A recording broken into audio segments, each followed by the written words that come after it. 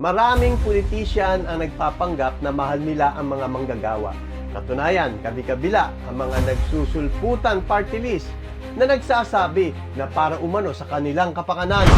Pero mukhang sila ang nakikinabang gamit ang mga kataga na sumusuporta sila sa mga manggagawang Pilipino. At habang sumusuporta sila sa mga mahihirap nating kababayan, ay payaman naman sila ng payaman. Ibig sabihin, sila ang totoong nakikinabang sa kahirapan ng mga manggagawa. Kaya ako sumusuporta kay Senator Raffy Tulfo dahil nakikita ko na ang pagmamahal niya sa mga mahihirap nating kababayan ay walang halong kaplastikan. Walang maliit at malaking issue sa kanya. Lahat pantay-pantay. Kung may inaapi, dapat managot ang dapat managot. Ilang taon ka na rito, sir? Ayun yun ba to? 26 years. Magkano sweldo? Kaya lang hindi natin covered yun eh. 26 years? 685? Tanongin ka dito. Kasi Ay, hindi pwede, sir. Dole, 26 years, hindi umasenso, yun pa rin yung sweldo. Tama ba yan? Hindi. Sir, ang ano po kasi namin, as long as they have complied with the minimum wage. Para sa akin, ma'am, I think we have to change that labor law.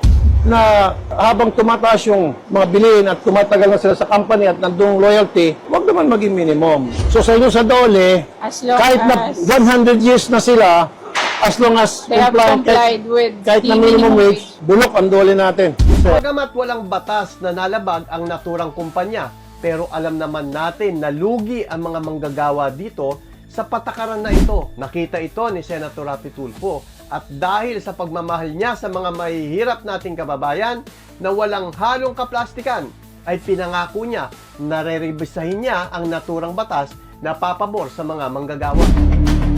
Nakakasakit na meron isa doon, 26 years na siya dito, nagtatrabaho at minimum wage pa rin. Dapat ma'am, habang umaasenso ang kumpanya niyo, umaasenso rin mga trabahador niyo. But I have to check on it. Yes ma'am, sa pantalang kumpanya niyo, lumalaki na. At yung mga empleyado niyo, nasa lupa pa rin. Wag ma'am. Although wala sa batas yun na hindi against the law yan, sabi ng DOLE. Anyway, amendahan ko yung DOLE law natin. Dapat after a certain period of time, progressive, tumataas yung sweldo ng mga empleyado. Check ko namin yun. Titingnan namin yung mga records nila sa may HR namin. Pustahan tayo ma'am, yung may-ari nito, nag-umpisa, maliit lang siya, di ba? Ngayon, lumaki siya.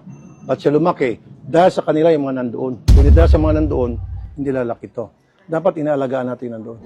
Kung atin maaalala na sunod-sunod ang mga inspeksyon ni Senator Tulfo sa mga kumpanya na lumalabag sa karapatan ng mga manggagawa, hindi siya nagpakita ng awa sa mga may-ari nito na ang karamihan ay mga dayuhan. Kanyang ipinag-utos na ibigay ang mga kakulangan sweldo sa mga manggagawa na ipinagkait sa kanila ng maraming taon. 100 po. Ganito po mangyari, dito po yung DOLE, kakansilahin nyo na po yun, bayaran nyo po yung overtime nila. Kasi yung pakyawan, nag-work sila hanggang 12 hours, 700 lang. Dapat nasa 1,048 po lahat. Dapat po 1,048. Yung 700 na sinasahod nila, may utang pa kayo ng 348 Yes po. a day. Bibigyan nyo po yan. Tapos, 400. yung iba sa kanila may benefits, yung iba wala. Patigil yung pakyawan kasi wala kayong peace rate order. Sige po. Stop Dahil immediately. minimum Wage. na lang din po, ano ko na rin po yung sinasabi nyo sa 1,048. Yes po.